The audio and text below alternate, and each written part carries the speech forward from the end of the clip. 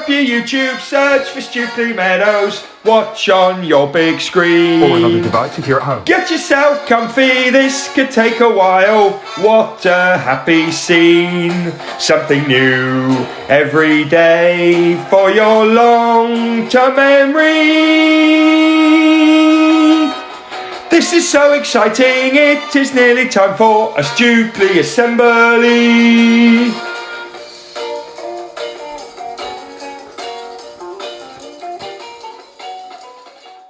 Hello there everyone, and welcome to today's curriculum assembly. We are in the summer term, the very final term for this academic year. I can hardly believe it, but the sun is shining and that is reasons to be cheerful in my book. So let's get started in all the usual ways. Let's get going with our values. I almost forgot what they were then. For each other we, every day we, to improve we, and together we will. And our everyday focuses are, and our Stukeley motto is, and our Stukeley curriculum is,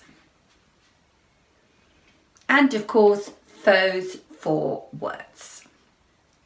Excellent. So here we are, another curriculum assembly, and there is an expert. In fact, I have quite a few expert videos already in my inbox, which is really, really good news. Always room for more though, so don't forget to keep asking your families and other people that you know that you think will be really interesting for all of us to meet on our expert assemblies. I am still really interested.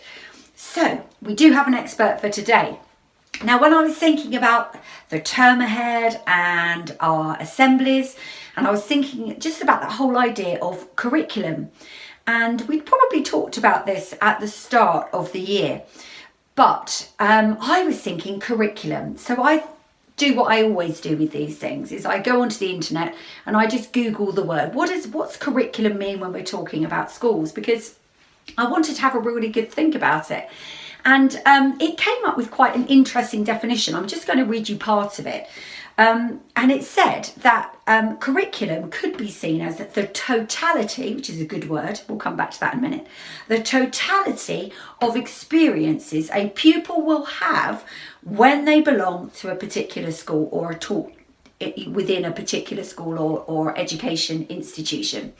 So the totality. So when we think about the word totality, we think about the word total. So the complete experience of learning, or a totality of experiences a pupil will have. And that made me think, because it didn't really say the totality of particular learning experiences as such a pupil will have, but the totality of experiences a pupil will have at a particular school. And then that made me think about our school. What kind of experiences in total, that means everything, what is your experience of school? What are the experiences that each of you have in school every day, week in, week out, month in, month out? And that really got me thinking. So, because it means all of your experiences. Now, sometimes as teachers and particularly as head teachers or assistant head teachers and leaders within schools, we try and think about the broad, what we call an intended curriculum, the aspects of the curriculum that we plan for. So the subjects that you learn, and those are all carefully planned out. There are other aspects of our curriculum that are also really carefully planned, so that the experiences that you have in your learning are very carefully planned to meet your needs at particular points in your life. So it looks different when you're in foundation and year 1 and year 2, etc. going forward. So that it's what we call progressive, so that it moves and grows with you as you grow. But there's a lot more to school than just those kind of planned in things, I suppose, in that way. And that made me think, I wonder what you, now that you're thinking about that definition that I just gave you, that totality of experiences that you have when you are part of a particular school, I wonder what you think about that. So I am going to provide plenty of space right now for you in your year groups, or in your class groups, to have a little bit of a think and a chat about that. I wonder what you would think of when you talk about curriculum. Is the curriculum at school, those experiences that you have in school, just about the subjects that you are taught, those things that we carefully plan? What else could be part of the school curriculum, thinking in particular about your experiences that you have every day when you come to school? So pause me now and have a quick chat.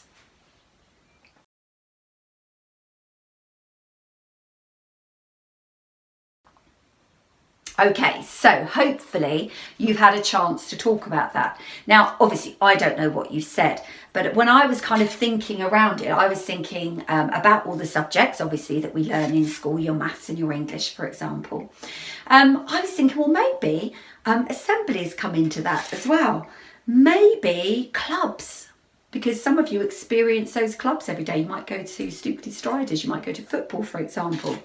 And then I was thinking about, well, there are other aspects, aren't there, about what about behaviour expectations at school? Because all of that contributes to your experience, doesn't it, of being part of Stukeley Meadows. What's it like at playtimes and lunchtimes? All of those things. It's actually a really broad thing, isn't it? So hopefully you had an interesting conversation around that. I then got to thinking about our experts. Now, our expert today is an incredibly clever woman, and she works in the field of neuroscience. Now, neuro means to do with your brain. I'm not going to say too much because she will explain it much, much better than I can. And so it has got a science part of it, really strongly. But I was thinking about when she talks about all the other aspects of or characteristics that help her do well in her job. It isn't just about being good at science. So that's where our wider curriculum stuff, I think, links in really well. So I want you to think about that as you listen really, really carefully.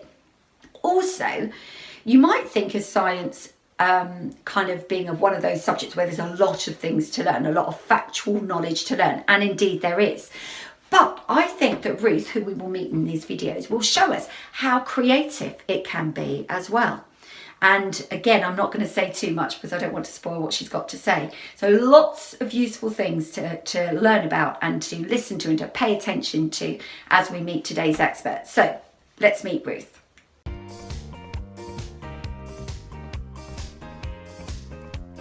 Hello, my name's Ruth McKernan.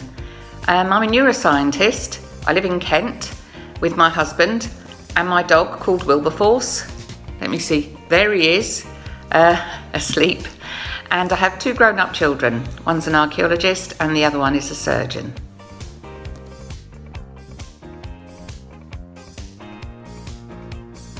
At school, I was not exactly naughty, but I had a lot of fun. And I would say mischievous rather than naughty.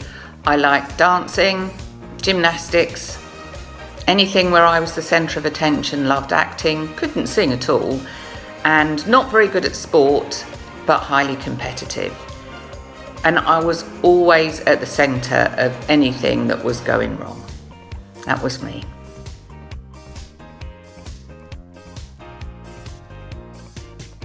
I work in biotech.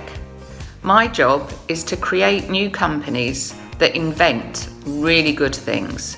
So we invent treatments for dementia, and that takes a very long time, maybe 10 or 20 years. And I help run those companies. So I either chair them, which is giving advice to all the people that work in the company on what they should do next and how much effort to put on different types of things. A lot of this is science. And my background is science. So at school, I quite liked science up until the end of 11. Then when I went to senior school and had to pick my GCSEs, I absolutely went full science throttle. After that, I went to university and ended up studying neuroscience. So my specialty is drugs that are useful for treating people with dementia, things like Alzheimer's disease or Parkinson's, and also drugs for other mental illnesses like depression or anxiety or schizophrenia, and I've worked for 27 years in the pharmaceutical industry helping to create new medicines, and if I'm honest, I've loved every single minute of it.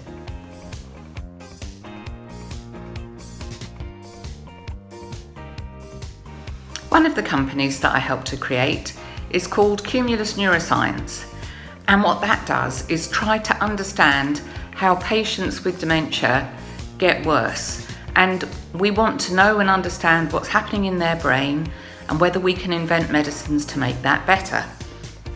Mostly, if you want to understand what's happening in somebody's brain, it means you have to go to hospital and have a scan in a very big, complicated piece of equipment like an MRI scanner, or look at the way that your brain uses oxygen, or look at the way that your neurons fire.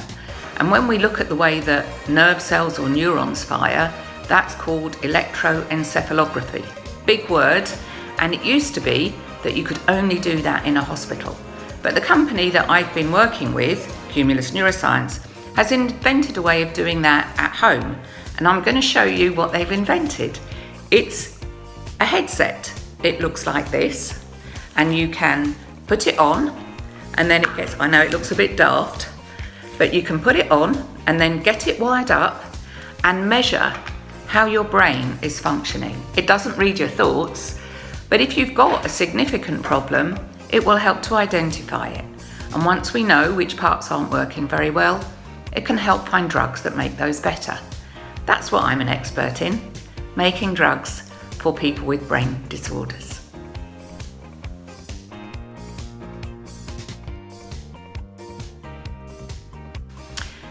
If I was giving advice to somebody who wanted to become an expert, I would say that you don't have to work hard to be an expert. You probably already are an expert. An expert is somebody who does the best in what they can do, what they know about, what they're interested in. So being an expert is about doing what you love and doing it really well. And you will become an expert without even having to think about it. And that's my journey, actually. I never set out to create new companies. I never set out to be some kind of international neuroscience expert. I just set out to answer the questions that I thought were really interesting. Like, what goes on inside our heads? And why do some people not function very well? And what can we do about it? And by answering one question at a time, being enthusiastic, being friendly, working with other people, I sort of woke up and I was an expert, but I never set out to be one. So don't be daunted. If you're not sure, if you want to be an expert in this or that, just follow what you want to do. Do it to the best of your ability, and before you know it, you will be an expert. Thank you. Well, that was really interesting, wasn't it? I'm sure that you kind of understood when I said that it was actually quite creative and inventive.